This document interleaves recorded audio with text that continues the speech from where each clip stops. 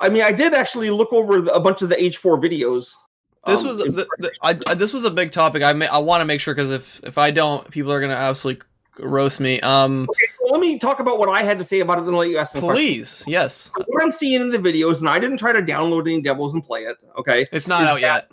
Is that I figured I tried to download it. I failed, right? I thought maybe I didn't look hard enough. Okay. The graphics are obviously good. It looks very similar in gameplay to Age 2 or Age 3 even. I did notice they only had 4 civs. I noticed they could do things like pack up their armies and move, which made it probably a little more Age of Mythology even. But Age of Mythology did this in strict emulation of StarCraft. We thought it was cool to have civs that were really different. StarCraft? You mean Red Alert? StarCraft? No, I mean StarCraft. Three completely different civs. 3 Zerg, Protoss, humans, completely different civs, and that's what we were trying to do with Age of Mythology. That was what we were emulating. Not that we were emulating their civs. Yeah. We have really different. We also did this in Halo War. Right. We only had 2 civs there, but we made them be really different. Right. We were supposed to have 3 civs, but we never ran out of time to do the flood. So Age 4 was fine graphics. Sure, it's 20 years later. They better be better graphics. Yeah. Looks kind of similar in gameplay. Most of the video I saw seemed to be fluff.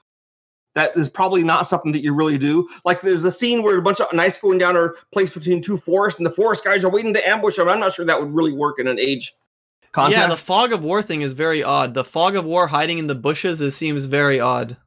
Yeah, it seems like a campaign thing, right? Yeah. Well, the bottom line for me, and this might be disappointing to you and your fans, is that literally 0 people that are working on Age 4 are from my original team. Right. So why should I care what they're doing with the game? I mean, why would I like that game be more worried about that than I am about Diablo 4 or Halo Infinite, Orcs Must Die 3, or Mozart Requiem? Actually, Orcs Must Die 3 is by my former team, so I care what they're doing. So I might like the game as a game, but I don't feel like... I understand. It's not your...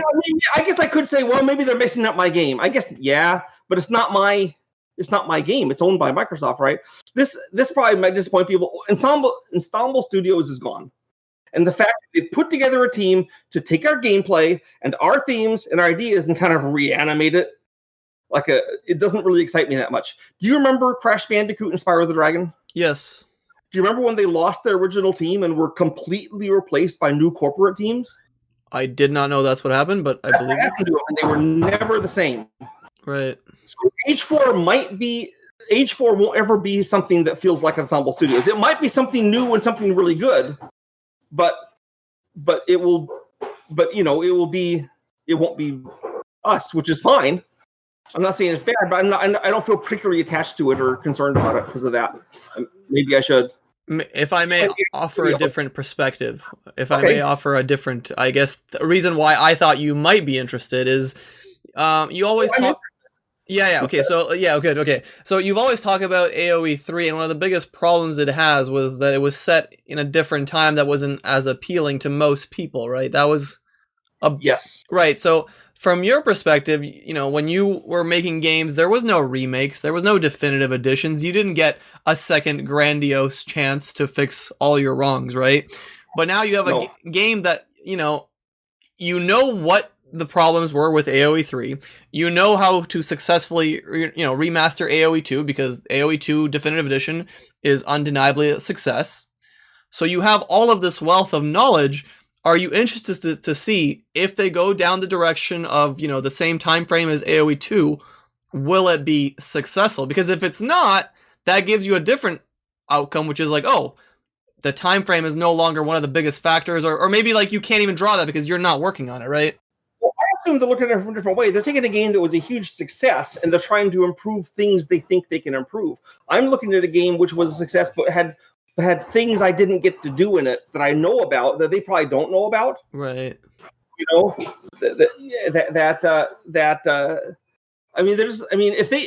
If they came to me and said, "Here's $1 million, come lead our team," I'd probably be all over that like a flash to see what I could do. I would hope so. and I can't decide if they're smart to be doing Age 2 because Age 2 was the most successful one, or they're being corporate cowards because what they should have done is go on to something new. Maybe they should have done the World War II one. Do you actually? So this is a thing. I had the lead developer of AOE2, but his actual story is not that he's a programmer for a big company. He was actually a person that was a big fan of the franchise, and he started modding the game by himself. And he read these manuals about how to create new civilizations. And he started doing it out of his own pleasure, whatever you want to call it, hobby. And they released an update, Christmas, I don't know how many years ago. It crashed the servers. It was doing so well. Microsoft saw that. They're like, wow, AOE's popular. This guy can, he's created something. And then they hired him, and then he became the lead developer. Great. Yeah. So it sounds like they got the right guy. I think that's like the ideal scenario for everyone then. For the fans, right? I mean, apologies for this commercial interruption. If you love Sandy like I do, please check out his YouTube channel. I will leave a link down below. And if you love board games, please check out petersengames.com. Yeah, I'd probably be the wrong guy because I'd be arguing that we needed to move on to the next thing past age 3 to keep going. I don't know if you ever saw the art book we did, but the very back of the art book, which had all the art from age 2 and like that, and age 3, we showed age 1 character, age 2, age 3, and we showed an age 4 and an age 5 character. Yeah, I do remember that. That was good teaser stuff. Age 4 was World War II, and age 5 was going to be space stuff. Was science fiction. I guess we did because we did the Halo Wars, but. I mean, there was RTS games like the Star Wars ones that were pretty popular, right? Maybe not to the same extent, but there was Star Wars. Yeah, we did the engine for that, and we did some playtesting for it. Yeah, those were pretty awesome. So you had proof that those games could succeed. I mean, there was StarCraft. StarCraft, sure, yeah, that too. But ours would have obviously been different because like Age of Empires has its feature, which is one of them is there's a lot of civs with various flavors to them. They aren't as different as they are in StarCraft, but they're different enough to give you lots of different. It's more like a curry than a. I understand. Sure. What do you think? For AOE4? What is the biggest challenge for them making this game? You're trying to reinvent RTS genre in a field where there's not really much competition. Like it's kind of. I don't know. Yeah, I mean, RTSs seem to have not been around very much for a while, which I'm not sure why that is. I remember when first-person shooters started to they're still around, I guess. But I thought for a while there'd be RTS stuff with company heroes and things like that. Kind of, we're doing some RTS work. Very different, very different kind of RTS. But yeah, right. So here's the problem they have. First of all, RTSs are no longer at the lead like they used to be, which is not their fault. But the second thing is, I think what they're hoping to hang their hats on is all the nostalgia and love for the old Age Empires 2, which is why they hired this guy to make it be as much as possible like the old Empires 2. But the problem is, a lot of those old hardcore guys that play Empires 2 are going to be pre-sensitized to hate everything about this because it's not the same. I mean, look at my response. I don't have guys. Right. What do I care, right? Now, that mean not that they might like it for different. I mean, so that they're kind of, it's kind of like with the Ghostbusters 2016. I mean, I hated it, but even if they'd done it the right way, it would have got a lot of hate. Because there's almost no win then. I mean, realistically, it's like almost no win. What they should have done is taken that talent and that money and those actors and done something new.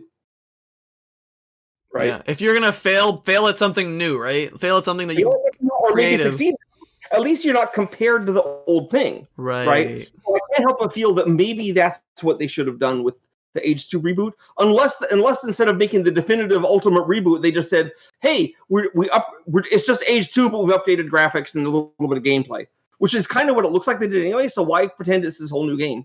That was my take on it too. But that's hard to. That's from a company standpoint.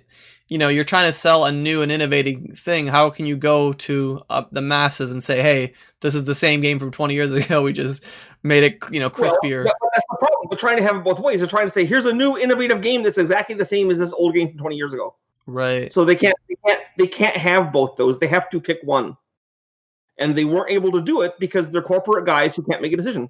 Because if you make a decision, you can be wrong. No way. I've never.